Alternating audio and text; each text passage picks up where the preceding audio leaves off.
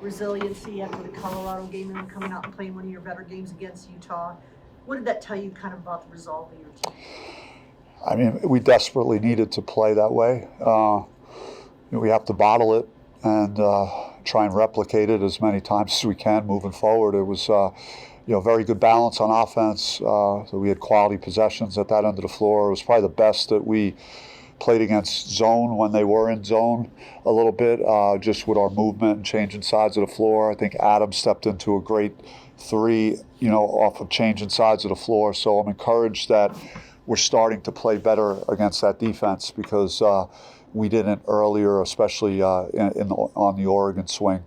But yeah, I thought we played well in both games. Outside of the first few minutes of the Colorado game, we had a hard time just converting layups to just would have kept us in the game. And we just our late clock defense was not great either against Colorado late in that game to put enough game pressure on them to get within striking distance. We couldn't do it because they were very good at making shots late in the possession down the stretch. But yeah, it was a great bounce back based on just how things have gone the last couple of weeks. You were talking about developing your bench a lot recently. What do you think over the road trip for 2 games? I mean, it's. I thought it was fine. I think Adam's a pro. The way he handled coming off the bench, he's going to start tomorrow. So it is going to be somewhat of a revolving door of sacrifice, because with certain rotations that I need to have on the floor, with certain player combinations, it was necessary for Adam to come off the bench the last game. But so that provided a real spark when you have a player, of his abilities, coming off the bench. How are guys doing buying into the bigger picture at this point? Just, the season hasn't gone as well as guys hoped. They want to play in the postseason, et cetera. They want the ball, those kind of challenges. Yeah, I think that there was it felt like a singular commitment to winning and playing winning basketball, really in both games. But Utah, actually, you got the result that you were hoping for. But I think it just shows that, we have the guys that are capable of being playmakers, that they all have to trust that they need each other, and that the game is so much easier when you have more guys playing well on the offensive end, and it's harder for defenses to deal with us if we have multiple guys playing well at that end of the floor, and then it makes our defense better. So, yeah, it's the best answer I could give on that. With Jose Perez, obviously you had the incident at the end of the half. You benched him and had him come off the bench the next game, and then the Utah, he responds in kind. Can you kind of talk about his emergence and kind of learning moment there? Yeah, I mean, he had a tough moment of frustration, and he wants to win, and he's played a lot of basketball in his career. It's his last chance, in college. So, he was frustrated, but it's well in the rearview mirror for me. And I think his teammates, and we're just excited that he played that well, and he's a guy that we could count on in big moments. He's not, scared of taking a big shot, making a big play, which his left corner three was obviously huge in that game. Last time you guys played Oregon State, they shot almost 57% from the field. Are you guys changing up any defensive looks? I mean, they're really good at home, and they've they had a great week, against both Arizona teams. So it was really did not catch them at the right time, but they have good young players. And Bilodeau is good inside. Pope is one of the best point guards in our league. He could really score. You could really put make shots if he's getting clean looks, and so we have to do a good job. I think it starts there with those two guys. So that's something we focused on the last couple of days.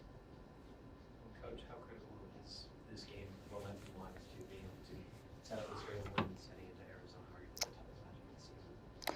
Yeah, it's just putting our last two home losses consecutively behind us. I think that's where it's got to start. We talked about trying to take care of business at home, and we haven't done it the last two times. So, it's a priority to be ready to play tomorrow. And there's no reason that we should be looking past Oregon State, the way they handled us at their place. So they should have our full attention, even though obviously we have the Arizona game coming up as well.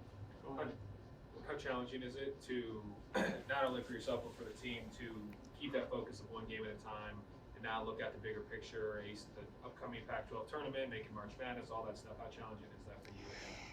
I think when you start getting down to this time of year, you want to teach yourself to not lose or find a way to win. And the more games that you can win, down the stretch, the tougher it's going to be to lose, when you're playing for your season. So, I mean, that's kind of been my messaging to the team before Utah.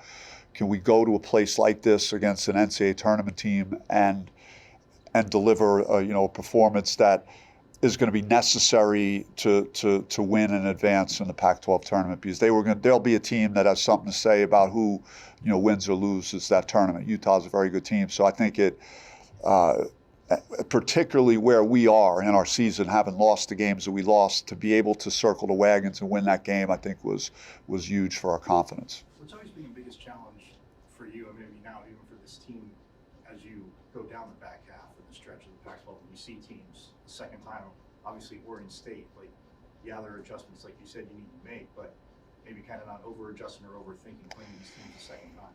Yeah, we just, I watched, it was hard to watch it again, getting ready for this game, but we really struggled in that game shooting the ball. Jemiah Neal hit his first three for us, and then we missed like 20 in a row after that. So, we did not play quality offense, and then, we didn't play well early in the game. So we got to make sure we're ready to play from the jump. We've had too many times where we haven't gotten off to the start we need to get off to. So hopefully, we could do that. But, this time of year, you're just thinking about postseason and trying to compete for a championship, trying to play your best basketball that you can. I mean, that's the goal. Going into Arizona, do you try to feel the guys at the rivalry, or you just look at it like any other game, or kind of what's the mindset going into that? It's, when I'm here tomorrow night, we could talk about Arizona, but I don't really want to go there yet. It's obviously a huge game, and there's a lot of prep that will go into that Thursday and Friday. But I'm thinking about Oregon State right now. That Utah game was it was arguably your best offensive game of the year. You guys shot the ball incredibly well, 10 for 23 from three. When you guys aren't shooting the ball to that extent, what are going to be the biggest elements to maintain that high-level offensive firepower, even when you're not shooting like that? Yeah, I think you need a blended attack. We really did a good job of getting to the paint. We were getting to the basket, so it wasn't just strictly relying on making perimeter shots. And the proportion of threes to twos was very balanced in that game. I think we were 10 for 22, but the quality of the three-point shots we were getting was very good too. I talked about Adams' three he hit after the ball changing sides. Jemiah had a steal and just kind of dribbled into a wide open rhythm three. I mean, those are types of threes that we're going to have success with. So, we obviously are hopefully going to play better at that end of the floor, and we need to if we're going to make a push here late in the season. Sean Phillips has played great lately, and how much was his development stunted a little bit with that 8 games he was out? Yeah, a young player like Sean that's developing, it's going to impact just not having the level of reps that you would have wanted to in a non-conference to really get him ready. But he's got big time upside, and his athletic ability, the pass, and I actually thought in real time that Frankie had a shot blocked, or deflected, and Sean was just there to clean it up. But that was an amazing lob pass by Frankie to Sean early in that game. You could see just how he could make us different around the basket because of his physical tools, his ability.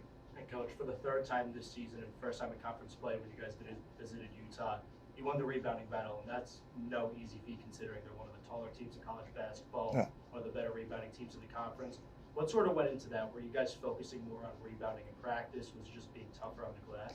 Well, we knew that we had to be, with Lampkin, dealing with him in Colorado, he's very physical, and they have good size. And that whole week, we talked about the paint and how important that is to us, and so to make sure we rebound.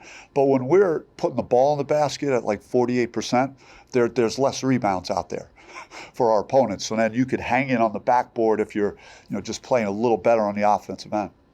You talked about Adam Miller's professionalism coming off the bench this weekend. What have you seen of it through his mentality shift, through that shooting slump, and how he's gotten himself out of it? He was locked in, man. He just his game face. I mean, he was just really ready to play that game, and and he came in and gave us a lift immediately. His dunk in the second half was a huge play. So I mean, he played really good defense when he was guarding Madsen again. So he just he played really well. It's been elusive to have everybody playing well together, but when that happens, there's great outcomes. Are there any things that you've sort of realized maybe through the season that helps to make that more likely? Yeah, I mean, I think it comes down to just our intentions, and are we thinking about the right things? Our defense helping our offense? Are we active? We had a couple of steals, and then that got us in the open court, got us some easier, cleaner looks. When we're playing with that type of desperation, then we have a chance. And I just think over time, it's just taken a while to build chemistry amongst the group, and that's gonna be no different moving forward with how many new guys you're gonna have in the program year to year. But it was good to see that we have that potential to play that way at the offensive end. And with Sean, like you talked about getting more minutes, I know you mentioned before Alonzo kind of going back to his natural position, but how much more comfortable do you feel Alonzo's been just being at that spot when Sean's on the floor? Yeah, Zoe is tougher than his frame. He will battle under the basket and work against these bigger bodies, but it's certainly to give him a chance to showcase more of his defensive abilities guarding with someone that's facing him up, because he's got great wingspan and lateral foot movement. So not having him tangled up with a 6'9", 6'10", 240-pound guy the whole game. So getting Bryant, getting Sean more minutes at that position has kind of freed some things up. And then during the course of the game, we could slip in Zoe at the 5 with different lineups where it's advantageous for us. So the ability to get Sean playing well and getting more production out of Bryant, I think will help us long term for the remainder of the season. How important is that stability that you were talking about a minute ago?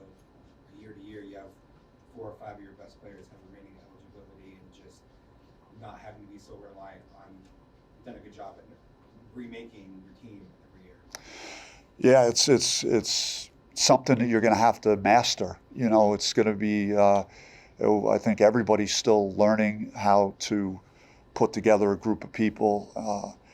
So many new faces, and trying to get everybody on the same page, and then trying to identify the best possible players that you can, and that's kind of the formula. And player retainment will be important if you could keep some of your best players that you could work with and supplement them with other guys. But it's something that's not easy. Seems like, Frankie, Adam, Jemiah, Sean, if they're back next year going into the Big 12, that is a big boost versus having some of your best players leave. Yeah. Can I sign a contract for that right now? Like I would take that deal right now if we could make that happen. You definitely have more say in whether it's going to happen than we do. Yeah. No, those guys have all been very good to me, and when you talk about Jemiah and Frankie being a big part of an NCAA tournament team and the kind of development steps that they've taken this year in different ways, both of those guys, and Sean's upside and his future is super bright, and Adam is really rock solid. So, I would love to be able to bring those guys back into the fold next year and then go out and attack the portal, once the season's over. What's the number one thing you hope to see from your team against Oregon State? Simple question. I'm curious your answer to hopefully get the big. Can you repeat that? I'm sorry. Can you repeat the question? Oh, just say what's the number one thing you hope to see from your team against Oregon State coming up to keep the momentum rolling? just got to play with a lot of passion, you know, a lot of activity on defense, and just get after it and just be aggressive. I thought that our first game versus Oregon State, they were the aggressor. They were quicker to the ball. They got 50-50s. They got offensive rebounds. We were not able to effectively guard them. So just seeing a better performance and setting the tone at that end of the floor.